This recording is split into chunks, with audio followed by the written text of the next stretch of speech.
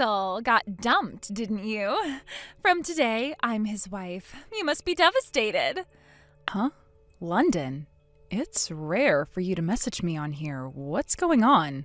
I'm saying you got dumped by Greg. Must feel awful, huh? Wait, you can't be serious. Did you really? Yep, just filed the marriage certificate with Greg today. It's official. I'm his wife now. Wait, you actually filed it? I thought you were just infatuated with Greg. I never imagined it would go this far. I didn't think you two were really involved. Oh, we were. Well, technically, we kept it under wraps while he was still with you. We knew it would be easy to get caught since we were already living together. We didn't want to blow our cover before the divorce was finalized, so yeah, we waited. So you waited until the ink was barely dry on the divorce papers, huh? Exactly. The minute you texted me saying the divorce was official, Greg and I, well, let's just say we celebrated properly. We didn't waste any time. And this morning we went down to City Hall and submitted the marriage certificate. Greg said he's been itching to make it official for ages. He could barely wait. Isn't that cute? Well, honestly, do whatever you want. I still don't understand why anyone in their right mind would want to marry that guy, though. Oh, please. That's the most obvious jealous ex-wife response I've ever heard. Of course you're bitter. I mean, it must be painful. First you get dumped by your darling husband, and the very next day he marries your little sister. It's a total nightmare for you, right? London, before you get carried away with your fantasy version of events, let me correct one thing. I wasn't dumped. I was the one who got fed up with Greg's nonsense and filed for the divorce. It wasn't him who left me. Wait, what? You filed for divorce? Yeah, that's right. There were plenty of reasons for it, too. Greg gave me more than enough cause to end things, but if you really want to know the details, I am happy to tell you. Just know that Greg isn't the saint you think he is, and the divorce was very much his fault. So don't go thinking I got dumped like you're imagining. Huh. Honestly, I couldn't care less about the reasons for your divorce. Whatever it was, I'm sure it was just some petty argument or your pride getting hurt over something trivial. Either way, the only thing that really matters here is this. You're the one left behind. You're just a sad, discarded woman, and that's the reality. That's the only thing that matters. Fine, I won't waste time explaining anything to you then. Exactly. Besides, if I ever care enough to know why you two split up, I'll just ask Greg myself. Anyway, speaking of the divorce, now that it's final, you should probably start packing and move out of the house. Excuse me? Why should I be the one to move out? This is my family's house. Greg was living here because he was married to me. Now that we're divorced, he's the one who needs to leave. But now I'm his wife, your sister. So technically, since I'm here too, Greg still has every right to stay. That means you're the one who should leave. That's the logical next step, don't you think? I'm pretty sure the logical thing would be not to marry your sister's ex-husband in the first place, but whatever. Look, it's simple. You need to move out. Mom and Dad are on board with this too. They think it's best, so it's 4 against 1, and that means you're the one who has to go. Wow, 4 against 1, huh? Guess I'm outnumbered. Fine, if that's how it is, I'll move out. Honestly, it'll probably be a relief to be away from all of you. Living on my own has plenty of upsides anyway, so I am not complaining. Look at you trying to act all tough, like moving out is something you want to do. Don't pretend this is anything but a loss for you. Uh-huh, sure. You can think what you want. Anyway, I'll plan to be out by the end of the month. What? The end of the month? Can't you leave sooner than that? Well, I need time to arrange for movers and pack everything up. Or are you volunteering to help me with all of that? Ugh, no thanks. That's your problem, not mine. Then the end of the month it is. Fine. I guess that's okay as long as you're gone eventually. Oh my god, I can't wait. I'm going to turn your old room into my personal walk-in closet. I've been dreaming about this forever. It's going to be amazing.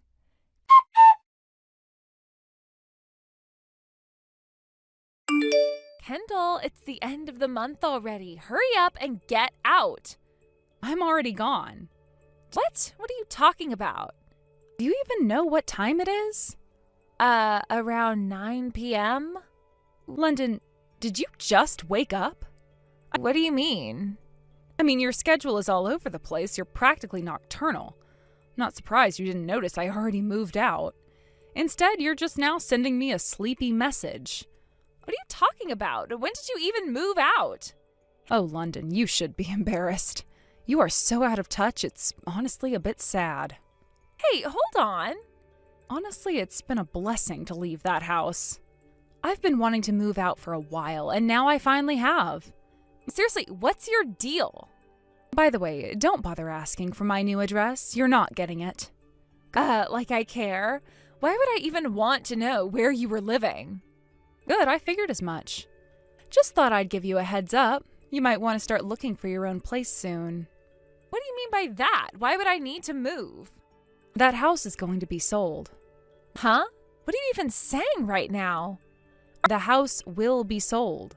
I'm handing it over to a real estate agent in early next month. So you'll need to make sure you're out by the end of next month. Are you out of your mind? No, I'm perfectly fine. But you've got a month to move, so I'd suggest you start packing. You're the one who's totally lost it. That house was built by Dad. You don't have any right to sell it. This is crazy. You're being ridiculous. Well, it's not as ridiculous as you think. I hate to break it to you, but I do have the right. You might want to get ready because soon enough that house won't be yours anymore. Enjoy your last month there. No way! You can't just sell it like that. This is Dad's house. It was Dad's house, London. Now it's time for you to face reality.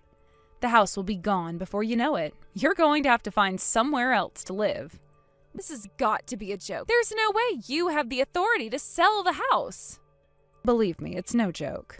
So I'd suggest you stop wasting time and figure out your next move. Time is ticking.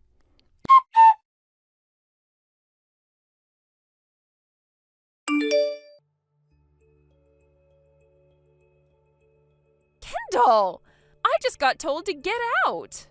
Did you really go through with selling the house like you said you would? Did you actually sell it? This house belongs to Dad. That's illegal.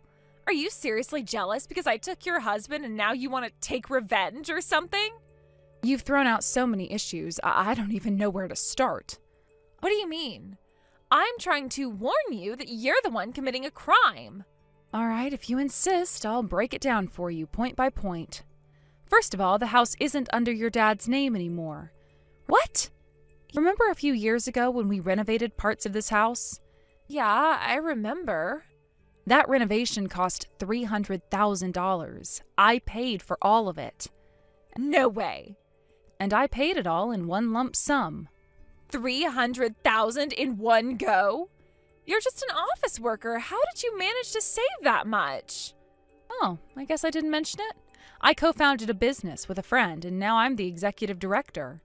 Wait, seriously? Plus, around that same time, Dad's company went bankrupt.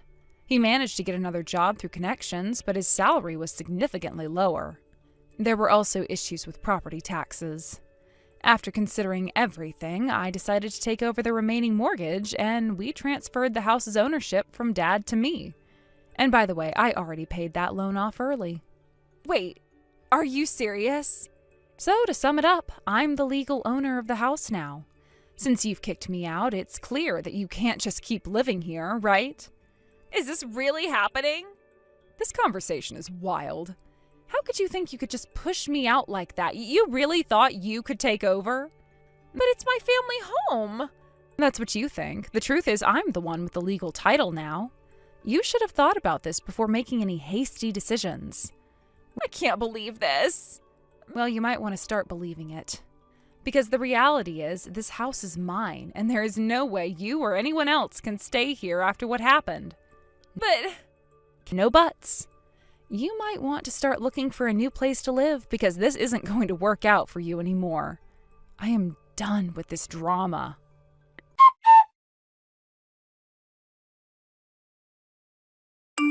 Kendall, is it true that Greg isn't a full-time employee but a part-timer?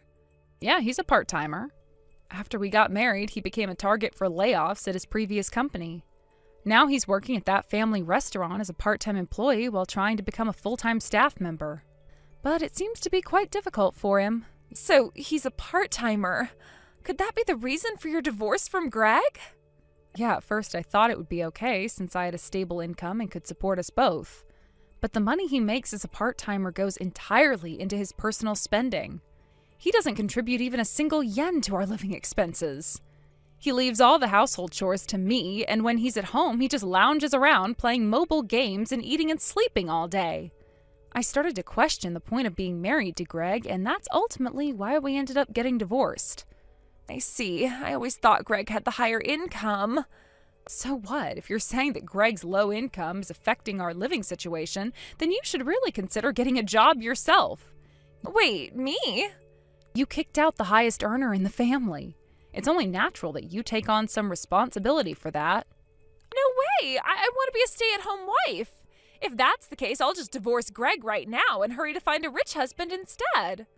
I don't think it's that easy in the real world. Besides, can you please just move out already? The real estate agent has been telling you repeatedly, right?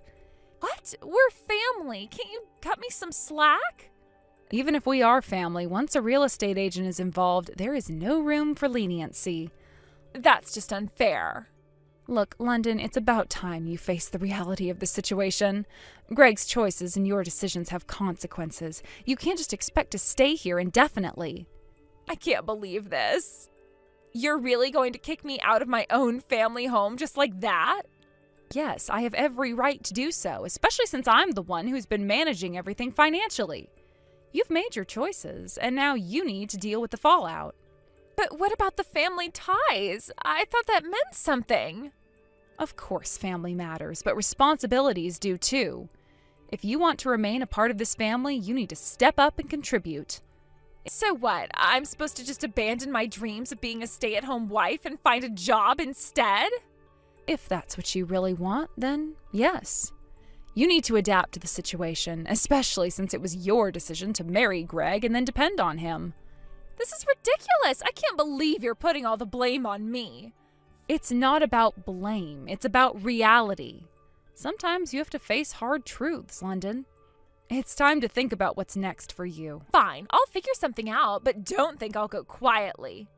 I wouldn't expect anything less. Just remember, you have to start being responsible for your own choices.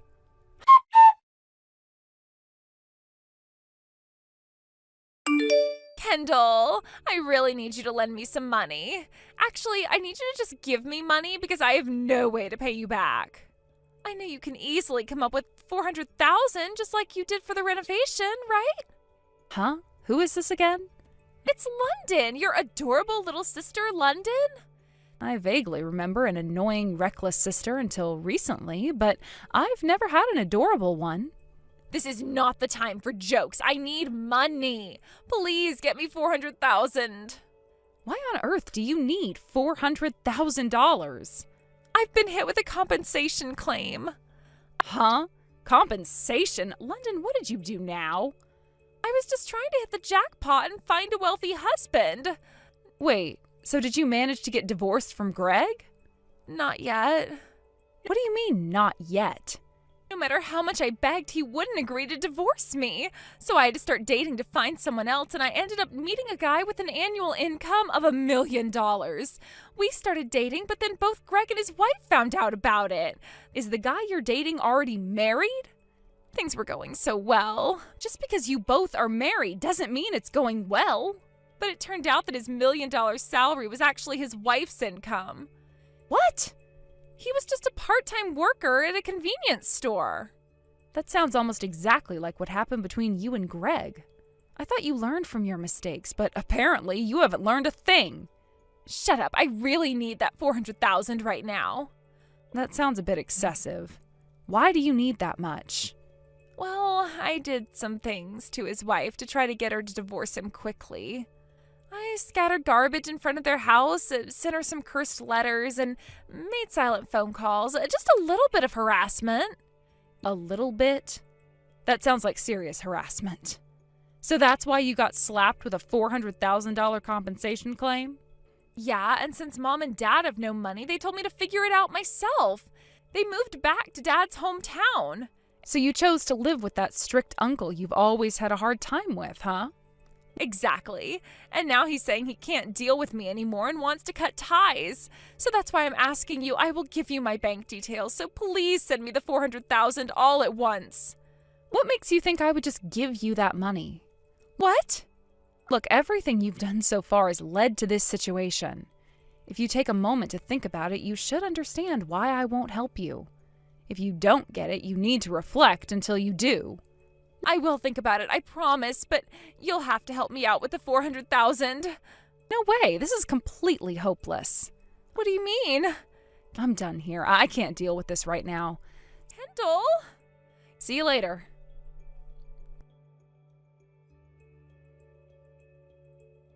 Kendall, please, can you just pick up the phone? I need you. Why are you ignoring me? This isn't fair. You used to help me all the time. Do you really think I can handle this on my own? I made a mistake, okay? I'm desperate. It's not like I wanted any of this to happen. I just wanted to find someone who could take care of me. Is that so wrong? Kendall, please, you know I wouldn't ask if it weren't serious. I don't want to end up in a huge mess because I was trying to be happy. Come on, answer already. You can't just leave me hanging like this. You're my sister. I thought family helped each other out. If you ignore me, what do you think is going to happen?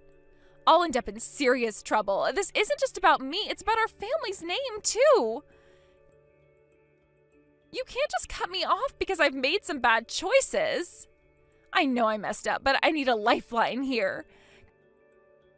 Kendall, this is really important. I promise I'll make it up to you. I'll help pay you back somehow, just to help me out this one time. Please, I am begging you. Just think about all the times I've been there for you. Don't you owe me this much? I don't want to end up homeless or worse because of my mistakes. I'll fix things, but I can't do it alone. Kendall, if you don't help me, then who else will? I have no one else to turn to. I know you're upset with me, but this is beyond just being upset. This is about survival. I'll do anything. Just tell me what you need from me. Please don't shut me out like this. I'll wait for your call, Kendall. I really need you.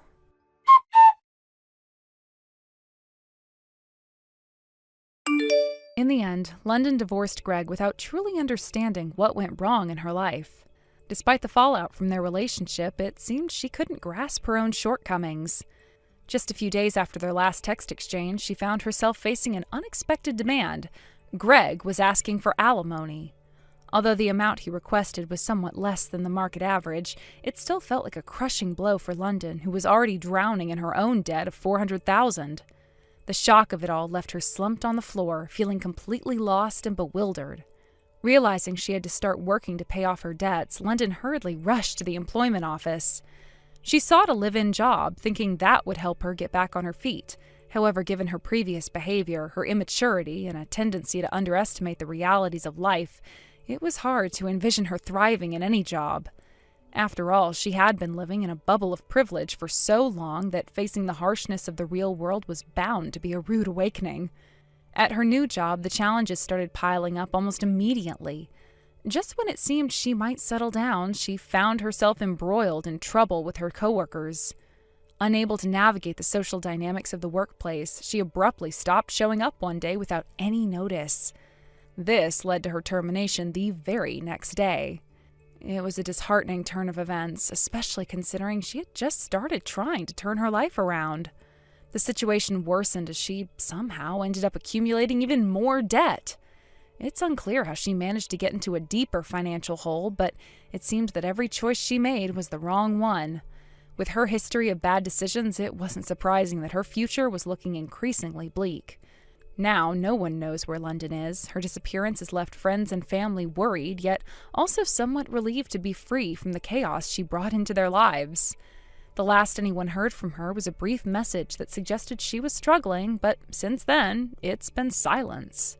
The girl who once thought she could coast through life on charm and superficial relationships is now facing a stark reality filled with uncertainty and isolation. Her naivete has finally caught up with her. The consequences of her actions were harsher than she ever imagined. The world, as she's learning, can be incredibly unforgiving, especially for someone who has lived in a bubble of entitlement. It's one thing to make poor choices, it's another to be completely oblivious to the repercussions that follow. Without any real skills or the determination to face the hardships of life, London now finds herself in a precarious situation. While many people adapt and learn from their mistakes, it seems she's still caught in a cycle of denial, struggling with the aftermath of her poor choices. Those who once supported her, family and friends, have grown weary of her antics. They've seen her make choices that led to her downfall and are reluctant to get involved again, fearing it would only lead to more chaos. Even her parents, who once tried to intervene and support her, have distanced themselves. They've grown tired of the drama she brings, opting instead to focus on their own lives. It's a painful truth for London, who may not realize how isolated she's become. In this new chapter of her life, she must confront the reality that she cannot rely on anyone else to fix her problems. The hard truth is that the world doesn't owe her anything. London has to learn how to stand on her own 2 feet and take responsibility for her life. This is a harsh lesson, one that she should have learned long ago, but has chosen to ignore. As time passes, one can only hope that she will eventually find a way to turn her life around. Perhaps she'll reflect on her past actions and recognize her role in her own downfall. The hope is that she can make the necessary changes to become a better version of herself. But until that moment arrives, the question remains, will she rise to the occasion, or will she continue to spiral downward into the abyss she's created for herself? It's a narrative filled with caution, a tale of what can happen when someone chooses to live in denial, ignoring the consequences of their actions. For those observing from a distance, it serves as a stark reminder of the importance of personal responsibility and the reality that life is not always kind, especially to those who refuse to learn from their mistakes. London's story might ultimately become a cautionary tale, illustrating how important it is to face one's issues head-on rather than running away from them. Perhaps one day she'll realize that the only way forward is to confront the past, learn from it, and begin anew. Until then, the uncertainty of her future looms large, leaving everyone who knows her to wonder what could have been had she made different choices. Thank you for watching. Please subscribe and hit the like button. See you next time.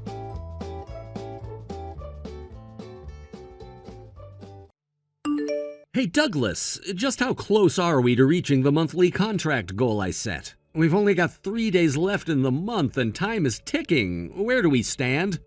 Good evening, Alfred. I apologize for the inconvenience, but I'm actually on a business trip starting today for the next 3 days. What? What do you mean you're on a business trip? I submitted a formal request in advance. You approved it, if you recall. I made sure all the paperwork was filed well ahead of time, and the notification went to you as well. Approval? I don't remember giving any approval for this. Regardless of whether you remember or not, Alfred, the request was submitted and it went through the proper channels. You signed off on it. I told you I don't remember anything like that. If I don't remember it, it didn't happen. If I say I didn't give approval, then that's the end of it. My word is final. End of story. Now about the contracts, how close are we to meeting the quota? I'm telling you there are only 3 days left and I don't want to hear excuses. You know, it's a little unusual to set a target this close to the end of the month, especially with only a few days remaining to hit it. Consider it a warm-up for next month. You can think of this as your practice round, so you'll be ready to hit the ground running when next month starts. You've been here long enough, you should be used to these kinds of targets. Before we continue, may I clarify something? What is it now? You're already testing my patience, Douglas. In the sales department, as far as I understand, we've never enforced individual quotas for each salesperson. Our system is built around team performance and overall department targets. That's how it's been, and that's the policy set by the company president himself. We report total contracts at the end of the month, but individual quotas? We've never done that. You've been a part of this department for a while now, so surely you're aware of this policy. Yeah, that might have been the case up until yesterday, but things are different now. The president's away on medical leave, and while he's gone, the company's number 2, our vice president, is in charge of everything. So while the boss is out, the vice president is making decisions. And one of those decisions handed down from the top is that we're moving to individual quotas. Every salesperson is going to have to meet specific contract numbers from now on. This is the first I've heard of this change. Well, of course, you're hearing about it now. You weren't at work today, were you? We had a briefing this morning where this was all discussed, but since you were off on your little trip, you missed the entire thing. So yeah, no wonder this is news to you. As I mentioned earlier, this trip was approved, Alfred. It wasn't some last-minute decision. Everything was properly documented. I don't care. Approved or not, that doesn't change the fact that we have new targets, and if you're not meeting them, it's going to be a problem. If you haven't hit your numbers yet, you need to get back here immediately and start closing contracts. I don't care where you are or what you're doing, that's an order from me, your superior. And don't think you're getting any special treatment just because you've always been at the top of the sales leaderboard. That doesn't mean you're exempt from the rules everyone else has to follow. I'm sorry, but as I mentioned earlier, I'm currently about 3 hours away from the office. 3 hours? Where the hell are you? And in the next couple of days, I'll be even farther away. So it's not feasible for me to come back to the office. What? Are you kidding me? Then turn around and start heading back here right now. I don't care where you are, get back here immediately. I'm afraid that's just not possible, Alfred. Not possible? What are you talking about? This is a direct order from your superior. Look, Alfred, I'm sorry, but I'm currently working alongside someone else and they're calling for me right now. I really need to attend to this, so I'll have to excuse myself from this conversation. Goodbye. Douglas, wait a second. Who is this person you're working with? You're probably just out there with some junior employee from another department, right? There's no way this trip is that important. You should be prioritizing my orders, not running around with some underling. You're supposed to listen to your boss.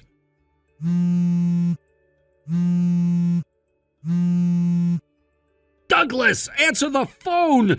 You'd better pick up the next time I call or you're gonna regret it. Do you have any idea what's gonna happen the next time you set foot in this office?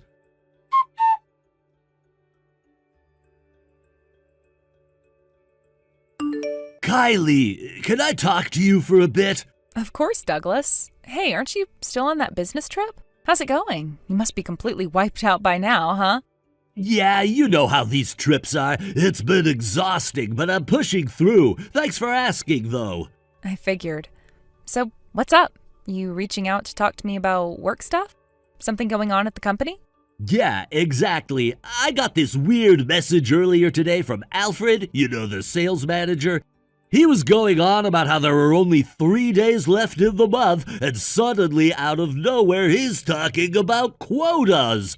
He said something about hitting a specific number of contracts by the end of the month, and get this, he hinted that this whole quota thing will become a regular thing starting next month. Wait, what? Quotas? That's odd. I mean, I'm not in the sales department myself, as you know, but from what I've heard from some of my colleagues, it seems like the vice president is up to something. Like he's taking advantage of the fact that the president isn't around right now, and he's just going off and doing whatever he wants. It's almost like he's using this chance to push his own agenda or something. So that's what I thought too. I had this feeling that the VP was pulling some strings, especially with the president out on medical leave. It just feels like a power play, doesn't it? Exactly. And you know what? Even though I'm not directly involved, I've been hearing rumors. Apparently there's more going on behind the scenes than just a push for more contracts. There's been talk in the break rooms and among some of the senior staff that the vice president is actually aiming for something bigger. Some people think he's trying to consolidate power while the president is out. If he can pull it off, he might be able to secure himself more control over the company permanently. Man, that's exactly the vibe I'm getting. But seriously, imposing quotas right now? The company's production lines are already running at full capacity. The factory is working flat out to handle the current workload, so it doesn't even make sense to push for more contracts. If we start taking on more work without increasing production capacity, we're gonna run into major problems. It's like they haven't thought through this at all. Yeah, that's the big issue. If they push the sales team to bring in more contracts, the factory's going to be overwhelmed. There's only so much production can handle at once.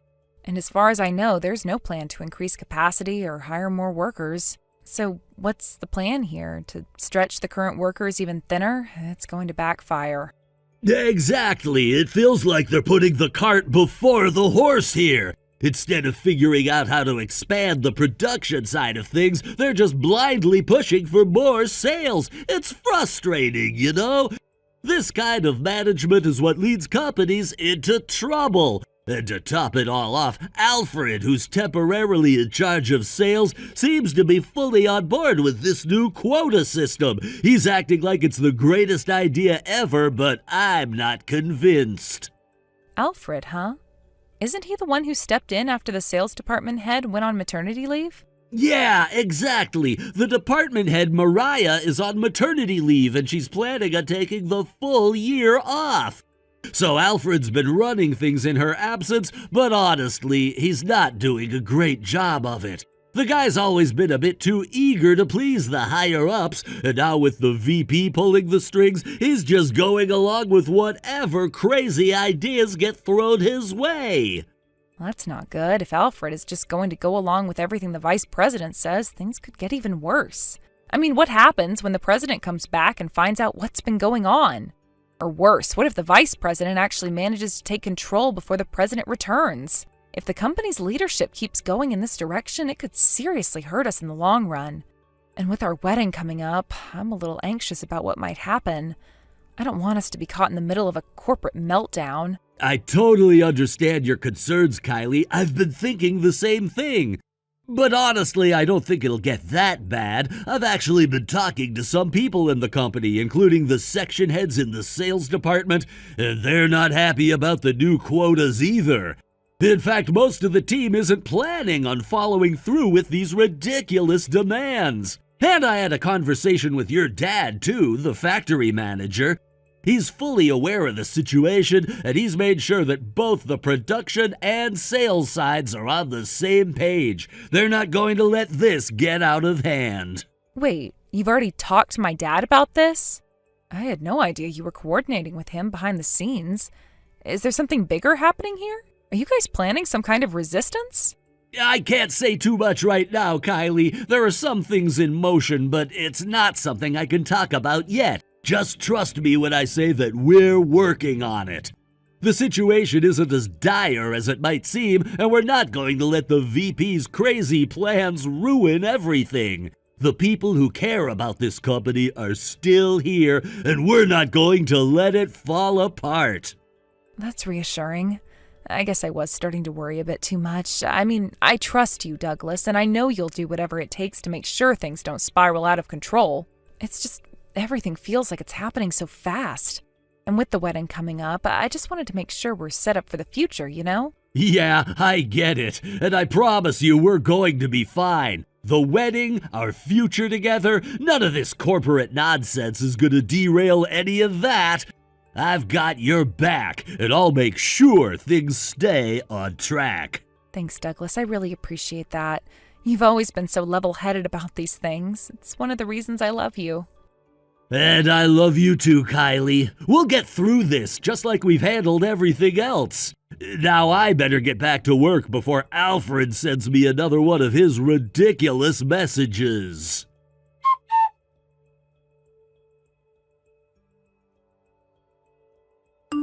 Hey, good morning, incompetent one. Looks like you couldn't hit your target this month, huh? Good morning, Alfred. I don't recall doing anything to deserve being called incompetent by you. What's going on? Well, today marks the start of a new month. From today onward, I'm going to be setting some strict performance targets. And just for you, I'll be implementing them starting now. You know why?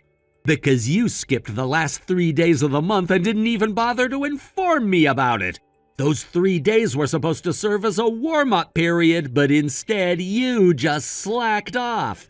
So I'll be setting even stricter targets for you compared to everyone else in the company. I've already explained multiple times that those 3 days were a business trip. It was fully authorized and I followed all proper procedures to get the time off. I don't understand why you keep bringing this up. Frankly, it's getting old and tiresome. It seems you don't understand your position here. I've got the vice president backing me, who is currently the acting head of the company. If I decide to, I can fire you anytime I want. You should really keep that in mind. I see. So what you're saying is that you and the vice president are actively trying to push me out of the company. Am I understanding that correctly? Well, that really depends on your attitude and how you respond to this situation. Is that so? All right then, I'll submit my resignation right now. What? Wait, what? I'll go ahead and hand it in during the next company-wide meeting. That way we can make it official and get everything sorted out. Huh? Today isn't even a day for a full company meeting. What are you talking about? Oh, didn't you hear? There's an emergency meeting happening this morning. No one told me about this. It was a direct order from the president. The president? Wait, the president is back at the office? Yes, the president returned to the office today. Already? I thought they were on medical leave for a longer time. Well, it seems the medical leave has been postponed. Apparently, there were some urgent matters that needed addressing before they could take time off. Urgent matters? What does that even mean?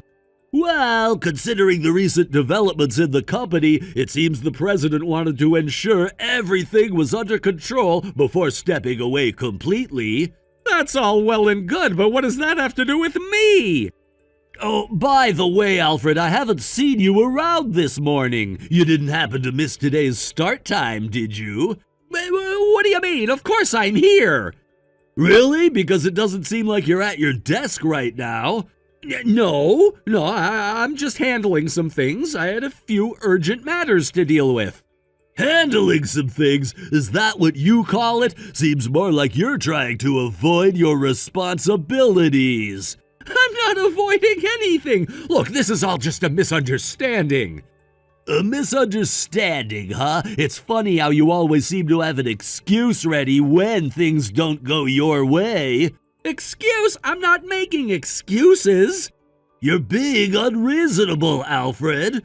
Unreasonable? You think I'm the unreasonable one here? You were absent without a word for 3 days. Do you understand how that affects the entire team? We rely on each other, and your lack of communication puts everyone in a tough spot. Listen, I had my trip approved and I did everything by the book. I don't see how this is my fault. Oh, come on! You're really gonna stand there and tell me that? We both know the company has expectations and you failed to meet them. You should be taking this seriously. Taking it seriously? You're the one who's acting like a child. Just because you have some newfound authority doesn't mean you can dictate how everyone else should work. Authority? You think I'm doing this because I enjoy it? I'm just trying to keep things running smoothly. You, on the other hand, seem to be intent on derailing everything we've worked hard for. Derailing? Don't put that on me. You're the one who seems to be out of touch with reality if you think your threats are going to intimidate me. You think I'm threatening you? I'm just laying out the facts. You either step up or face the consequences. It's really that simple. Simple for you to say, but what do you know about the work I do? You're just sitting in your comfortable chair throwing around orders. It's frustrating. Frustrating? You have no idea what frustrating means. But I guess you wouldn't know given how you've been coasting along without any real consequences so far. Coasting along? How dare you! I've worked hard to get where I am, and I won't let you undermine my efforts with your petty games. This is about accountability. If you want to stay in this company, you need to start acting like it. Otherwise, you might find yourself out the door sooner than you think.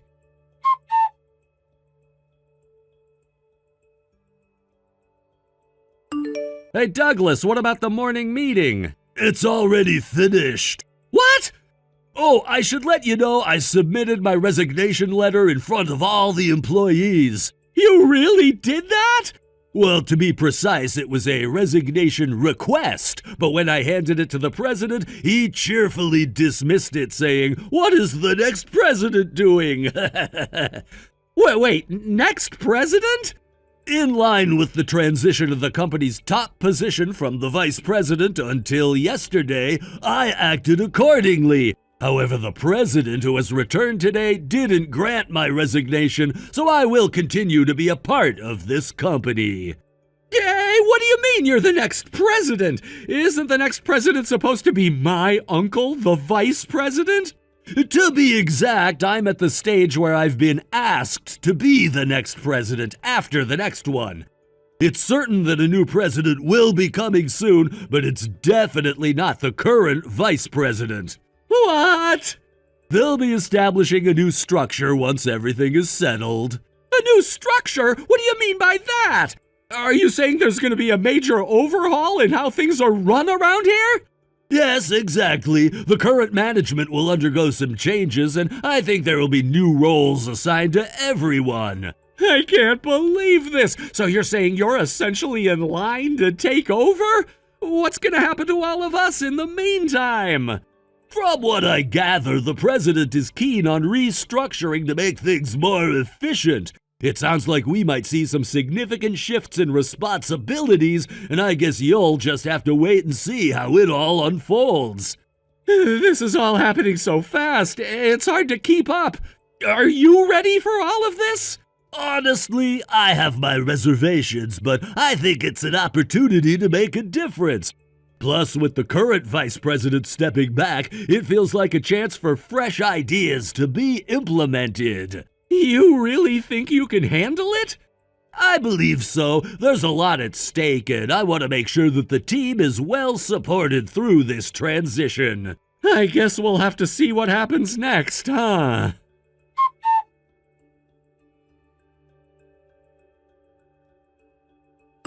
The fact that both the vice president and I are under house arrest is absolutely unbelievable! Why is this happening?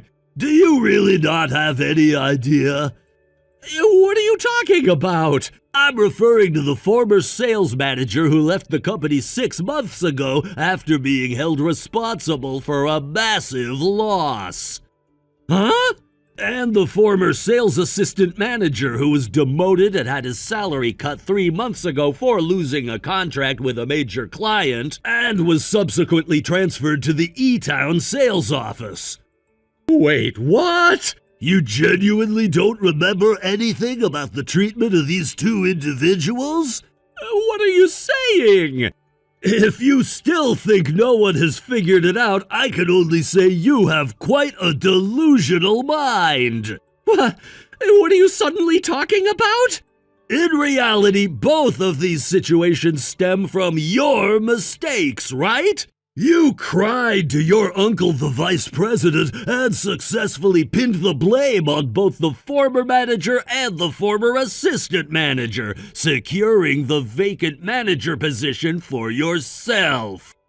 Meanwhile, your uncle was preparing to set you up as the manager to finally take down the president, who's been a thorn in his side for a long time. Then the news came that the president was going into medical treatment.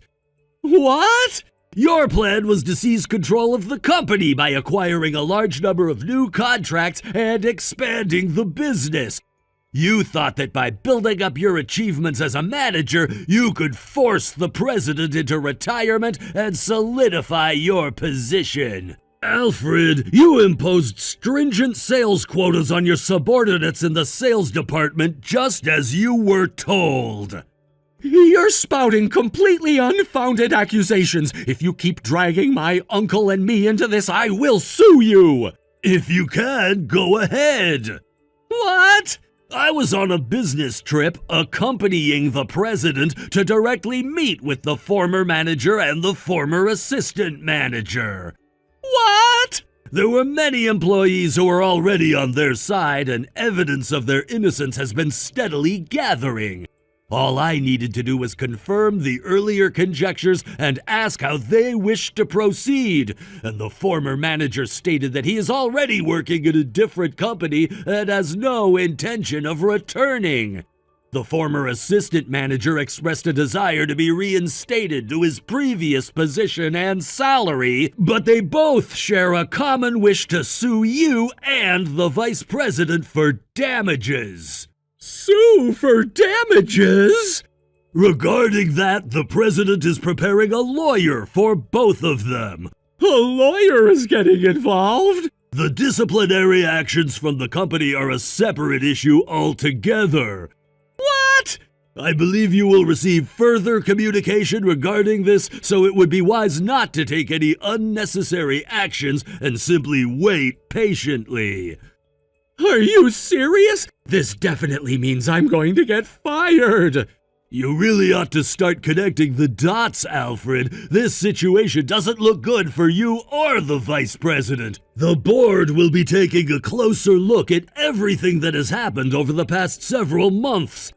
The two of you have created a mess that's now come back to bite you. So you're saying it's all over for me? You've been in a position of power, but that power has also brought you a lot of scrutiny. It's not just your actions. The implications of those actions have put a spotlight on both you and the vice president. The way you've handled the sales quotas and shifted blame is creating an environment of distrust among the staff. People are starting to talk. I can't believe this is happening. I thought I was doing what was best for the company, pushing us forward. It seems like every step I took to improve things is now being twisted against me.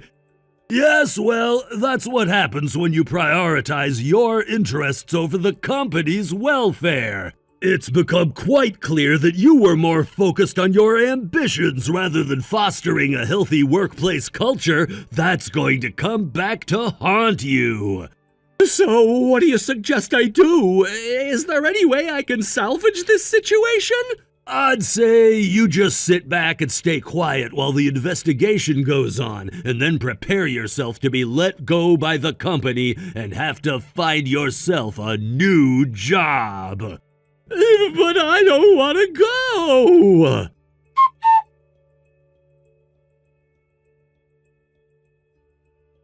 To sum it up, the vice president was dismissed, and Alfred faced disciplinary termination.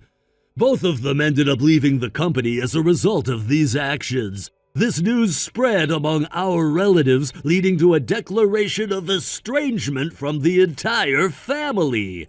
Although they now have to work to pay off the debt incurred from the compensation claims filed against them, the harsh penalties from their previous positions have made their job searches unsuccessful. As a result, they find themselves forced to take on low-paying jobs, struggling to make ends meet. This situation has led to a life of hardship for them.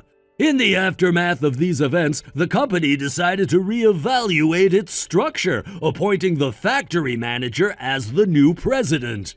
I was honored to take on the role of the president's secretary. From here, I will begin my training as a prospective future president. With a wedding planned for next year, I'm determined to focus and work hard in my new position.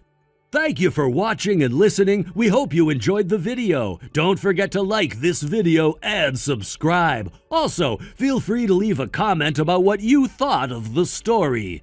We look forward to seeing you at the next story. Thank you for watching. Please subscribe and hit the like button. See you next time.